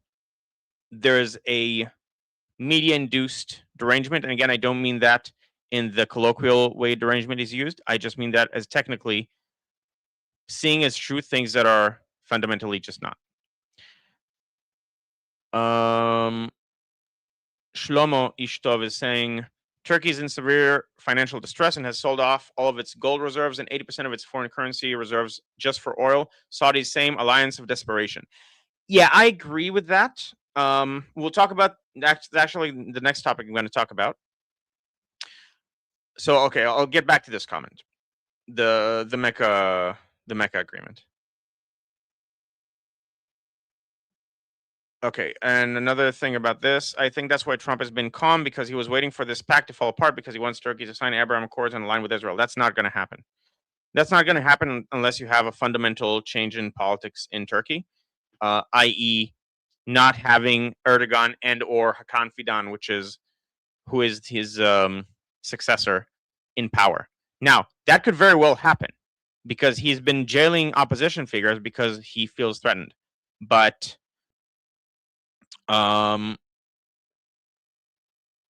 they're not going to, like, Israel is already not at war. Israel used to have a warm relationship with Turkey before Erdogan, and even during Erdogan's time. So it's just fundamentally not, like, you don't need them to join the Abraham Accords. You just need them to have reasonable leadership, which they have not had for 20 years. So back to the MOU between Israel and the U.S. about funding. Bibi declared we will develop a new jet fighter because of this, it being the reduction of American aid. It's a loss to America, in my opinion. I absolutely agree. So if it's one-sided by America, then this would be America shooting itself in the foot. What Bibi is trying to do is to get some goodwill with the American public by removing it willingly and replacing it with a co-development thing where Israel will develop weaponry alongside the U.S. They'll both have right of refusal to, for example, selling it to other countries. So U.S. will still benefit from Israeli innovation on their tech. It will be tech that is co-developed, and Israel will get a lot of the same benefits of having a qualitative edge technologically, but without getting money from Americans, even, like, at least on the surface, like having it look that way. Okay, and yeah, and so other from Freedom to Gargamel, I'm unapologetic about it. I think 3.8 is a good deal to upgrade your weapons and buy the competition and jet fighters, and binding me to you for almost anything. It's a dumb move by America. I completely agree. But because of where it stands in the American public's eyes, it's just not worth it anymore. So this is essentially the public opinion in America made it so that they're going to now get a worse deal that looks better to some of them. Because Israel will no longer be beholden to America with regards to jets, so we'll be able to develop and then sell our own jets. So, I don't mind getting off the aid if it improves public opinion, and fundamentally puts Israel in a better position. Like, Israel would probably, if it develops weaponry, would probably be able to compete with America on a lot. We just heard Lockheed Martin was scared. They peed their pants because Ukraine might be developing missiles, like anti-defensive missiles. If Israel gets into the markets that America is in right now, which Israel is not doing because of the MOU, American weapons, the American weapons industry is effed. Like, already Israel is the world leader in a lot of defensive innovation. So that's not like, don't threaten me with a good time, basically. We'll make way more money than we're getting from America if we're able to develop things that compete with the Americans. We don't want to do that because we're allies. We want to co-develop these things. But if we have to, we will be fine. And America would be the one who suffers from this, and they lose way more than 3.8 billion a year because of it. I'll tell you that much. And Regan Douglas is saying U.S. should stop sending aid to Jordan and Egypt if they're going to stop aid to Israel. Best of luck to Jordan. Yeah, Israel is not even the biggest recipient of aid. It's all very ridiculous. It's all just misinformation. But it's stuck. Like, it's stuck in the American public's opinion, and so Israel is under no obligation to make itself appear to be the devil to help America.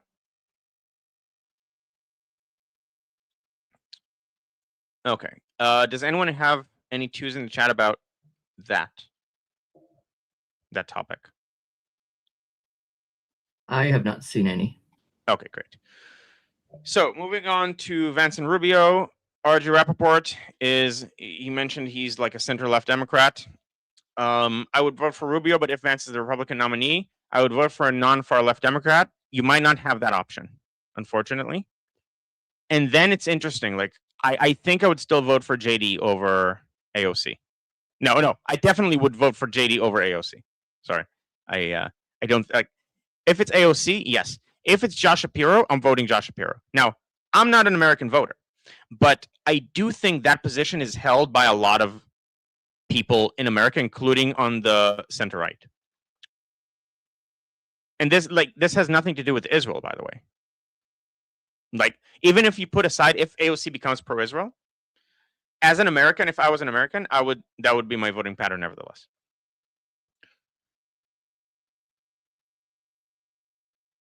So Russ Chadwell, I'm supposed to back JD because I'm also pro military service, but Rubio is a lot less slick. I support Rubio. By the way, JD was a military photographer or something along those lines. He wasn't like an active combatant. We should and correct me if I'm wrong here, but that's my understanding. We should not, like, he was in the military, but he sort of oversells what his role was.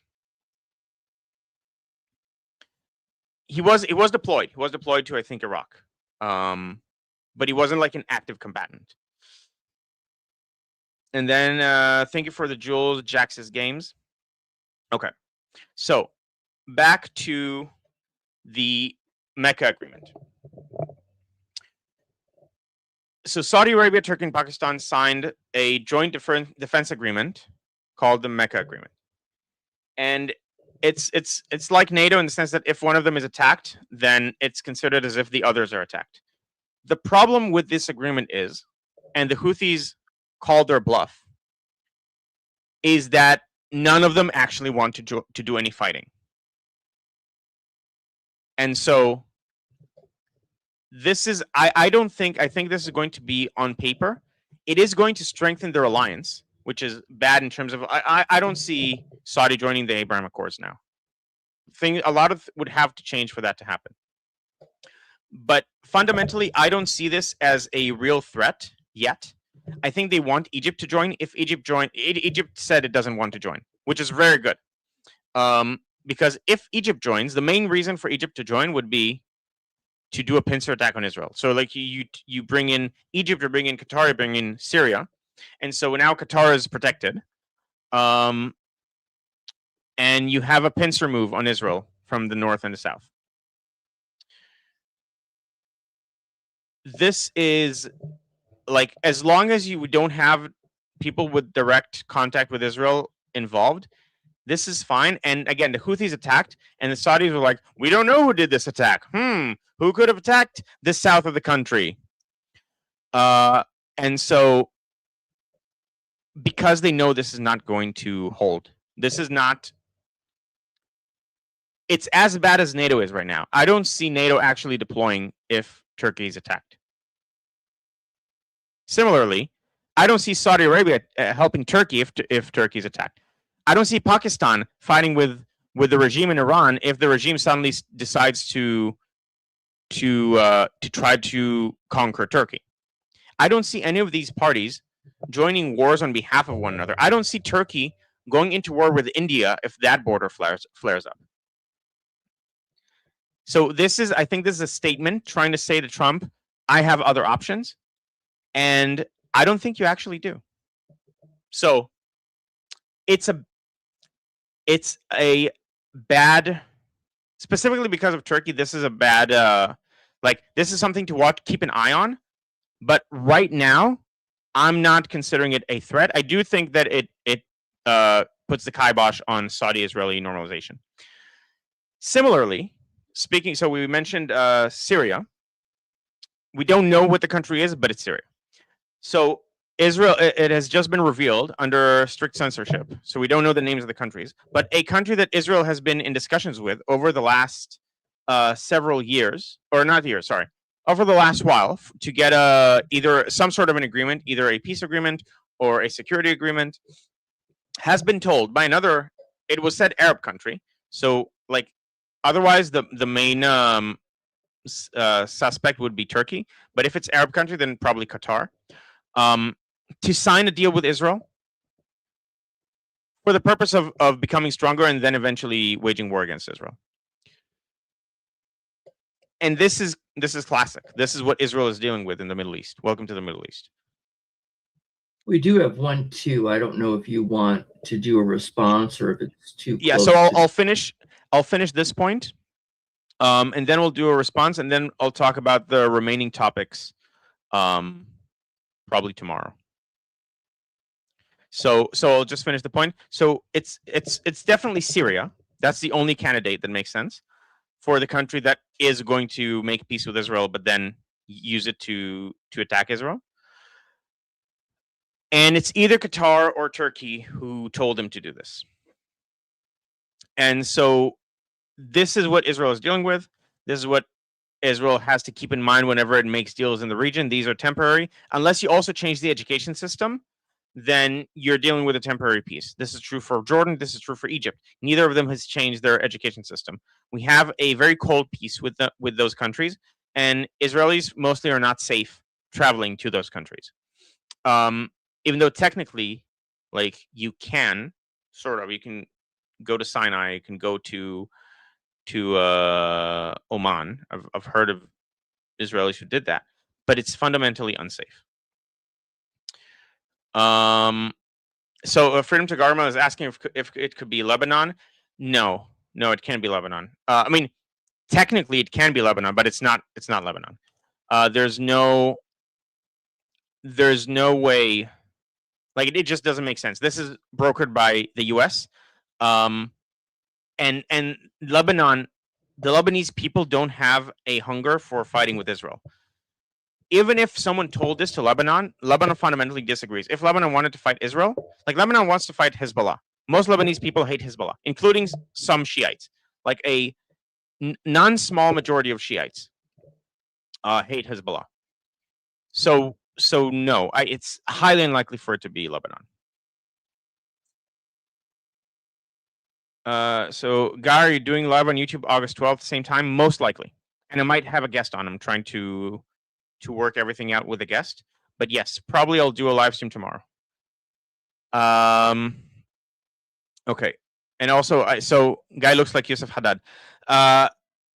Thank you. I think he's a good-looking dude. There was also a video that Shai mentioned. I didn't talk about it. He recently had a debate, and some idiot neo-Nazi whatever punched him because he couldn't handle his arguments. Yusuf Haddad is a Christian Israeli, very proud, very Zionistic, Christian Israeli Arab. Served in the IDF.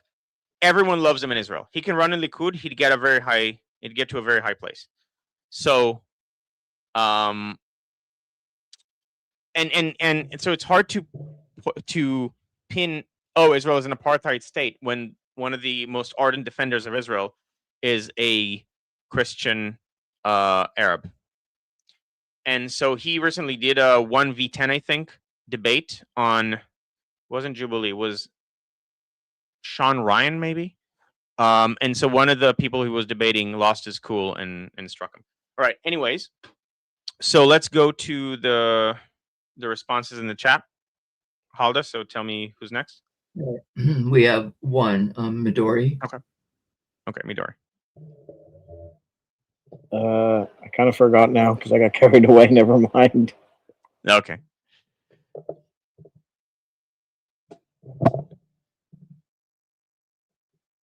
This is not the time. I'm trying to avoid, like, speaking Japanese to you, just to both practice and also flaunt my Japanese. But anyway, Well, actually, I do have a question now that you mentioned Japan. How do you see Japan with their stance against, against certain groups, and would Japan also be able to give some aid in what's going on in Iran at some point? Okay, so my understanding of Japanese geopolitics is limited. I think Sane is her name, right? The new prime minister. It's a very good move, because I've heard Japan has been dealing with with globalists trying to force it to change its demographics and import people. And she's fundamentally against that, which is good. I don't think Japan is going to get involved in in the Iran conflict. I think they're very much part of the Chinese-Taiwanese conflict. And a lot of their navy. So Japan is an island state, and navy would be one of their strongest suits. Now, I mean, originally they were not allowed to have a military, but that has changed over recent years. After World War II, they were prevented from having a military. But I think now they're strengthening their military capabilities as a Western ally against China invading Taiwan. So I think they're deterrent there. I don't think they're going to have anything to do with the Iran conflict.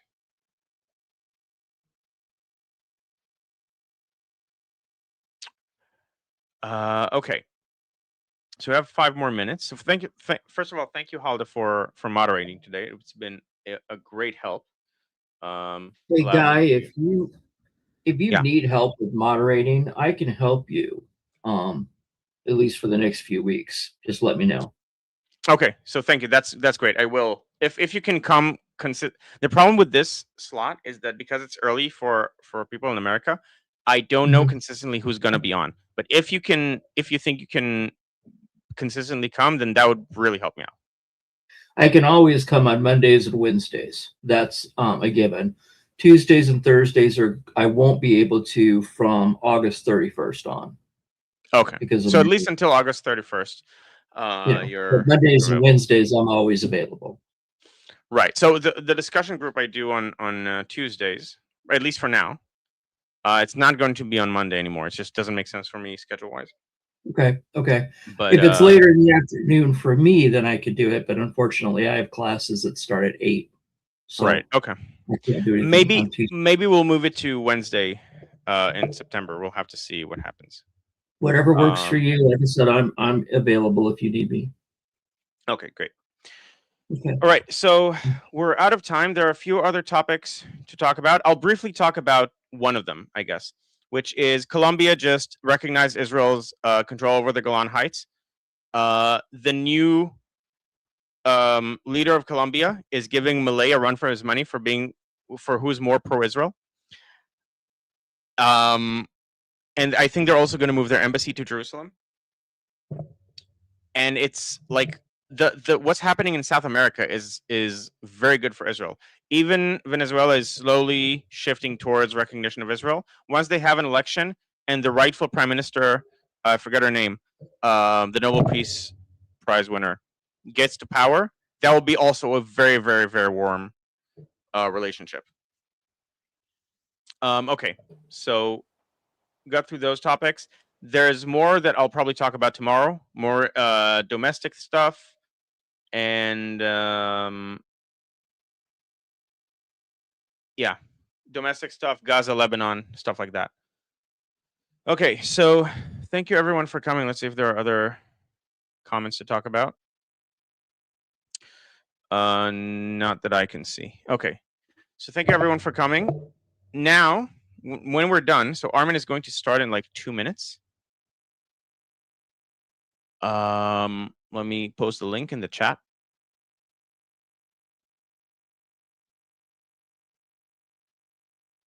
To the stream that's about to start. Why is it not appearing?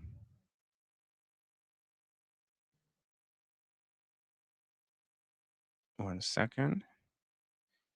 So Armin is going to go live with Monkey.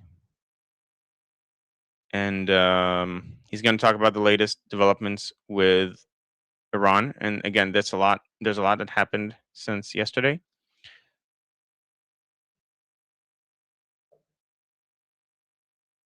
All right, so here it is. Found it. Here's the link. And once again, please also follow my channel so I can get to 1,000 subscribers, so I can start getting super chats on my own channel, not just on Liberty Politics. Yeah, so that's it. Thank you, everyone. Oh, okay, I'll quickly post a link to my my channel as well for people who just joined in. So this is my channel. People are saying good job, thank you. Also join the discussion group so you can be part of the discussion here, and I can answer your questions. And you saw we can have discussions here with the people that are in the discussion group. And if anyone is interested in learning Hebrew, I have an online course called Hebleo. It's based on my many years of teaching Hebrew and my background in cognitive science and my own experience learning languages like the aforementioned Japanese. So if anyone is interested in learning Hebrew, apparently a lot of people on here that come to this stream, enough of them have that it's worth mentioning. There's also, it's hebleo.com, and there's also a link in the description. So yeah, that's it, everyone. Go watch Armin and Monkey, and I'll see you hopefully tomorrow. Bye, everyone. Bye. Okay, someone is asking, is my name actually Guy? Yes, it is. It means valley in Hebrew. Bye, everyone.